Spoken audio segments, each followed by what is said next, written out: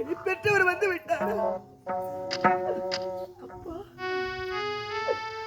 மகளே பத்மாவதி என்று அழைத்து விட்டு ஏனப்பா மௌனமாக இருக்கிறது? என் மீது உங்களுக்கு என்ன பாக்குவோம்? அப்பா, மகளே என்று அழைத்த உடனே துள்ளி குதித்து தாயை காணும் மான்குட்டி போல ஓடோடி வந்தேனே. என்ன காரணம்? எப்படி இருக்கின்றாய் என்று என் முகத்தை யாரு தழுவி தாய் இல்லாத குழந்தை ஆயிற்று. நீ எப்படி இருக்கிறாய் என்று கேட்பீர்கள் என்று அவளோடு வந்தேன். அன்று செந்தாமரை போல் இருக்க வேண்டிய உங்களுடைய முகம் இன்று வாடி கருகருத்து ஏதோ சோர்ந்ததை போல் அமர்ந்திருக்கின்றீர்கள். நான் ஏதாகிலும் பிழை செய்து விட்டேனா? இல்லை என் மீது ஏதாகிலும் கோபமா? அப்பா, ஏனப்பா மௌனமாக இருக்கின்றீர்கள்?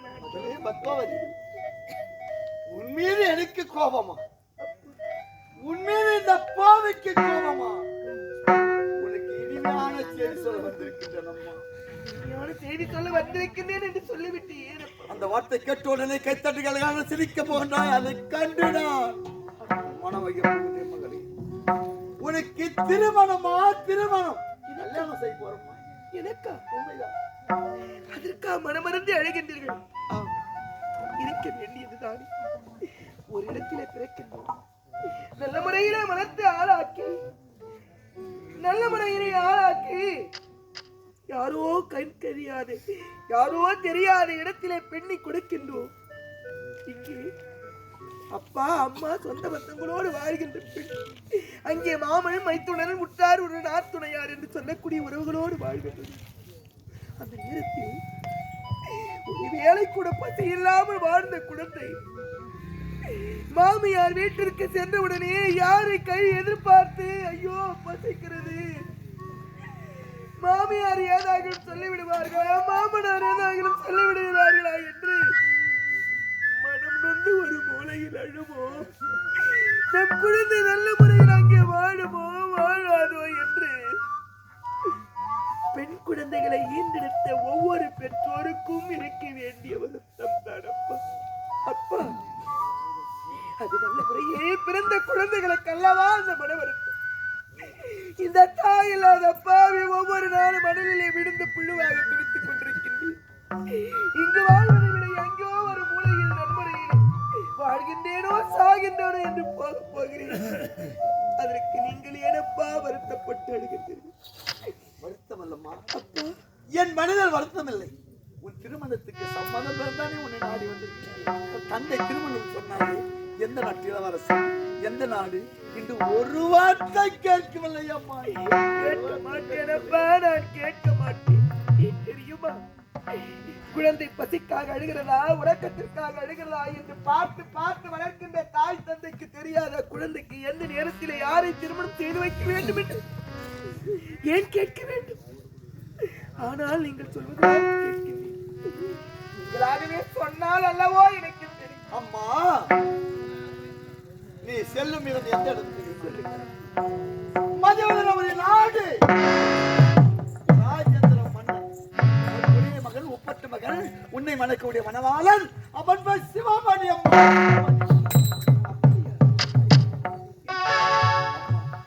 உன்னை மணக்கக்கூடிய மணவாளன் எப்படி நீங்களாகவே தாங்களாகவே சொன்னால் தெரியும். அவன் எப்படி இருக்கிறான் தந்தை என்று ஒரு வார்த்தை கேட்கும் என்றார்.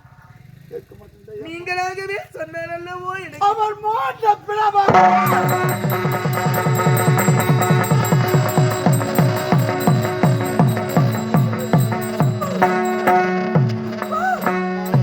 வார்த்தை உலகத்தில் மாட்டு விட்ட பிணமா, மாட்டு விட்ட பிணமா, மாட்டு விட்ட பிணமா.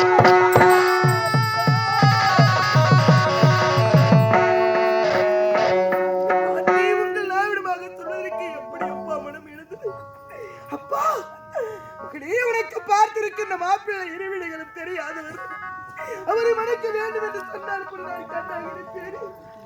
அப்பா, உனக்கு பார்த்திருக்கின்ற மாப்பிள்ளை முடமானவன் என்று சொன்னால் கூட கூடையில வைத்து காப்பாற்றினாளாம் நலாயினி என்று ஒரு பத்தினி.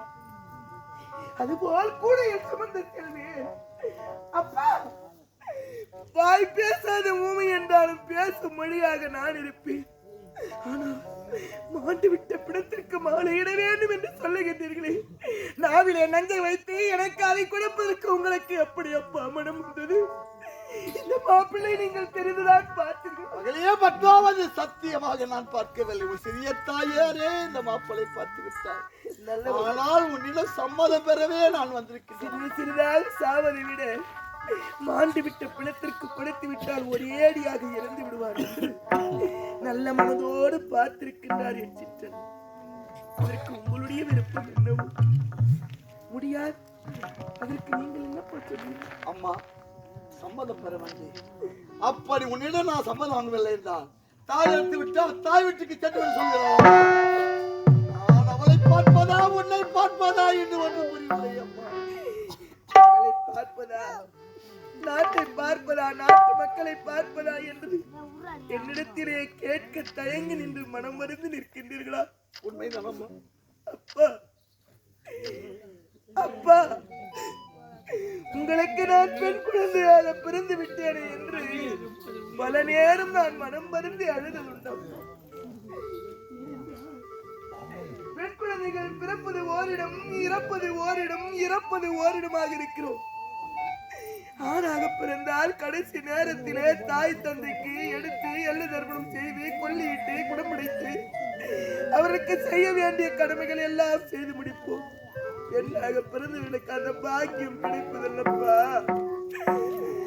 அப்பா, ஆனால் இன்று நான் உங்கள் வயிற்றிலே நான் பெண்ணாக பிறந்ததை நினைத்து பெருமை அடைகிறேன். ஏனென்றால் நீங்கள் செய்த சத்தியத்தை காப்பாற்ற நான் கடமைப்பட்டிருக்கிறேன் என்று பெருமை அடைகின்றேன். அப்பா, சம்மதம். அந்த மாண்டு விட்ட பிணத்திற்கு மாலையிட எனக்கு சம்மதம். ஆனால் ஒன்று என்ன வேண்டுமா?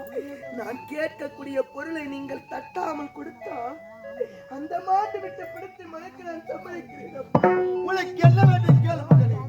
இந்த நாடு வேண்டுமா, நகரம் வேண்டுமா, கூட கோபுரம் வேண்டுமா, மாளிகை வேண்டுமா, இல்லை என் உயிர் வேண்டுமா? எது வேண்டு கேள் தருகிறேன். அப்பா, நீங்கள் கேட்கின்ற வார்த்தை உங்களுக்கு மாட மாளிகை கூட கோபுரம் வேண்டுமா கேள் மகளே என்று சொல்லுகிறாய். அப்பா, உங்க மாட மாளிகை கூட கோபுரம் அப்பா, உங்க சொத்து வேணா சுகமானா, உங்க மாட மாளிகை கூட கோபுரங்களுக்கு வேணா. அப்பா, உங்க மாட மாளிகை கூட கோபுரம் எங்களுக்கு வேணாப்பா.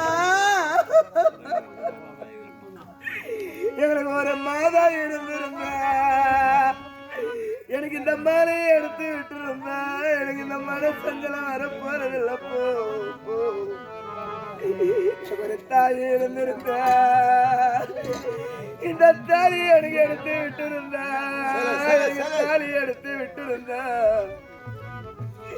எனக்கு இந்த சஞ்சலம் வரப்போறதில்லை.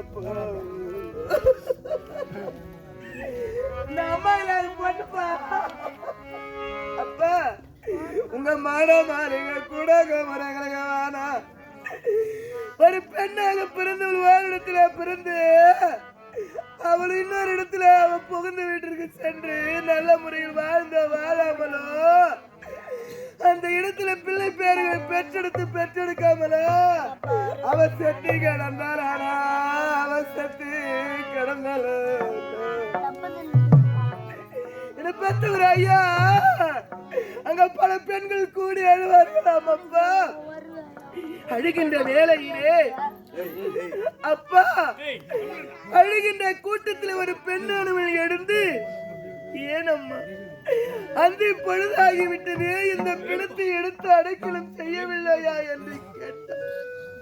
அழுகின்ற பெண்களில் ஒருவன் எழுந்து சொல்லுவாரா, அம்மா இந்த பணம் எதுக்காக காத்திருக்குது தெரியுமா?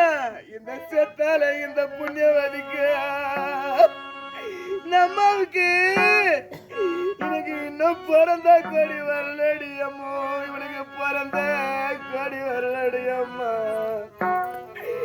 இவ கூட பிறந்த அண்ணன் தம்பி ஜாதி ஜனா இவன் சொந்த பண்ண சேர்ந்து கொண்டு வர கோடி வர காணடியம்மோ அந்த பிறந்த கோடி வரணும். இவன் சத்து சேதி அவன் கூட பிறந்தான்னு நம்பிக்கை அது தெரியுமோ தெரியாதோ? அவன் எந்த சீமையில எந்த ராஜ்யத்தில் இருக்கிறானா? அவனுக்கு என்ன கொடுமையா நம் கோடி வர காணாது. இந்த பணம் காத்து கிடக்குதுமா அப்படின்னு சொல்லுவார்களாம் அப்பா. அது போல எனக்கு ஒரு அண்ணனா தம்பியா இருந்தா நான் செத்து கிடந்தேன். என் கூட பிறந்த பருப்பு அம்மானே எனக்கு பிறந்த கோடி கொண்டு வந்து போடுவேன். அப்போ எனக்கு அண்ணனா தம்பி அப்பா நான் அம்மா இல்லாத பொண்ணுடா. எப்பா சக்கார ஐயா நான் அண்ணன் தம்பி இல்லாத பாவி அப்பா. நான் பாரு எழுதுனா சத்து எழுதுனா எனக்கு பிறந்த கோடி யாரு போட போறாங்க அப்பா. அதனால எனக்கு பிறந்த கோடி என பார்த்தவர் ஐயா. எந்த கருத்தால் நீங்க தொட்டு தூக்கி வளர்த்தீர்களோ அதே கருத்தால் எனக்கு பிறந்த கோடி பாடுங்கள். கோடி கோடி என்று கேட்கின்ற அம்மா அந்த கோடியில் அப்படி என்னதாமா இருக்கின்றது? அந்த கோடி என்ன இருக்கு? கோடி கோடி என்று கேட்கின்றாயே மகளே, அந்த கோடியிலே என்ன இருக்கிறது என்று கேட்கின்றார் எனது தந்தை. அம்மா, ஆணாக பிறந்தவருக்கு தெரியாது, என்னை போல் பெண்ணாக பிறந்த உங்களுக்கு தெரியும் அம்மா. நம்ம பிறந்த கோடி இல்லாத போனா பரப்பு இல்லாத அம்மா மாறே என் அண்ணன் தம்பி இல்ல அது என்ன போல ஓரிய பிறந்த அம்மாங்காரு கூட பிறந்த சீமா இல்லாத என் ராஜாஜிகளா நம்ம பிறந்த கோடி இல்லாத போனா நம்ம போற இடம் பொண்ணு இருக்காதுடி அம்மா. நம்ம போற இடம் பொண்ணு இருக்காது. நம்ம பரப்பு இல்லாத பரப்பு, நம்ம அண்ணன் தம்பி இல்லாத பரப்பு ஆண்டவன் பறி சேராதா. நம்ம பிறந்த சீமை இல்லாத பரப்பு அந்த ஆண்டவனை போய் சேராதாம்மா. நமக்கு அண்ணன் தம்பி இல்லாத பரப்பு ஆண்டவன் பறி சேராதா. நான் பிறந்த கோடி இல்லாத நம்ம போனா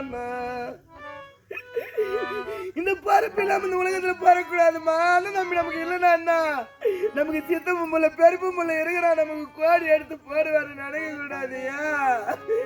நமக்கு இட காட்டி பட காட்டி கூட நம்மளை எட்டி இறங்கி பார்க்கலனா கூட நமக்கு சிறு தனந்து கொடுக்கலனா கூட அம்மா அம்மா நம்ம கூட பிறந்த நம்ம ரத்தத்துக்கு ரத்தமானவர் அண்ணனா தம்பியா இருந்து நமக்கு கோடி கொண்டு வந்து போட்டாத்தான் அதுல பெருமை அம்மா. நம்ம கஷ்டத்துல அண்ணன் தம்பி அவங்கள பேசாத கொள்ளாத சண்டை போட்டுக்குவோம்.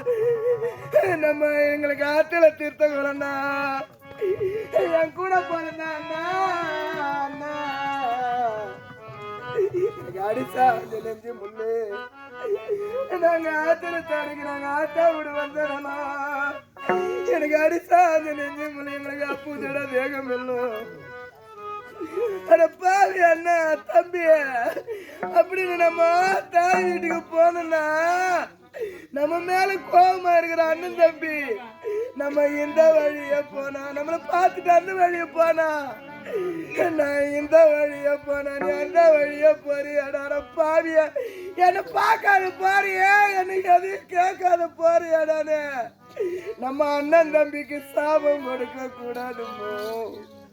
ஏன் நம்ம கொத்தில பிறந்தவங்க நம்ம கோடியில நின்று இந்த கொத்துக்கு தான் தாங்குமா. ஒரு தாய் தந்தை இருந்து ஒரு அண்ணன் தம்பி இல்லாத பெண்ணிற்கு அண்ணன் தம்பி இருந்து கோடி இட வேண்டுமா. ஒரு பெண்ணுக்கு பிறந்த கோடி முக்கியம். அதே போ ஒரு ஆணாக பிறந்தவனுக்கு எது முக்கியம் தெரியுமா? அங்க அண்ணன் அழுவான், தம்பி அழுவான், அவன் ஜாதி ஜனம் எல்லாம் அழுவும். அங்க எத்தனை பேர் அழுதாளா? அவன் ரத்தத்தில பிறந்த ஒரு பொண்ணும் அக்காவ தங்கைய இருந்து கோடியில வந்து நின்னு என்னை பெத்தவரே சீமா, எனக்கு வாரி கொடுத்த ஐயா, எனக்கு சீரு கொடுத்த ஐயா, என் கூட பிறந்த என் பொறுப்பு அண்ணன் மாற தம்பி மாற என் கொடுமைய பாருங்கடா. அவன் கண்ணீர் அந்த சரீரத்து மேல விழுந்த அந்த பாடைக்கு முன்னாடி அவன் புரண்டு அழுதாத்தான். அந்த பாடைக்கு அந்த போற பணத்துக்கு புண்ணியமாப்பா.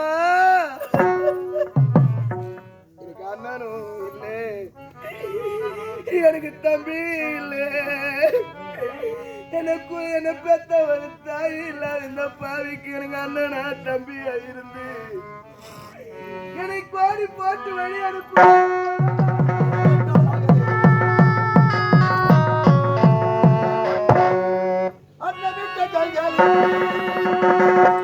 அன்பு செய்த கண்களுக்கு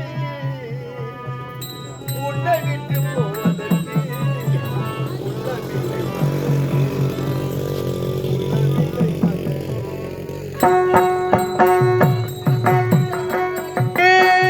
அன்பு செய்த கண்களுக்கு உன்னை விட்டு போவதற்கு உள்ளமில்லை மகளே, உள்ளமில்லை மகளே.